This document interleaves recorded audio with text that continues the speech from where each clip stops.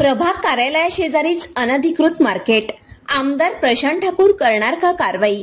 पनवेल महापालिका कार्यक्षेत्रात अनधिकृत आठवडे बाजाराविरोधात आमदार प्रशांत ठाकूर यांनी विधिमंडळात आवाज उठवला होता। अनधिकृत व्यावसायिकांना हटवण्याबाबत आमदारांनी महापालिका आयुक्त मंगेश चितळे यांना निवेदनही दिलं होतं। याची दखल घेत नावापुरती कारवाई करत आयुक्तांनी सोपस्कार पार पाडले। मात्र महापालिका प्रभाग अधिकाऱ्यांच्या कार्यालयाशेजारीच अनधिकृत मार्केट भरतं। काही व्यावसायिकांनी तर या ठिकाणी कायमस्वरूपी दुकानेही थाटली आहेत। प्रभाग कार्यालयाशेजारी असलेला हा भूखंड महानगरपालिकेच्या शॉपिंग कॉम्प्लेक्ससाठी राखीव ठेवण्यात आला आहे, जेणेकरून या शॉपिंग भाड्याने देऊन महापालिकेला उत्पन्नाचा स्रोत निर्माण होऊ शकतो।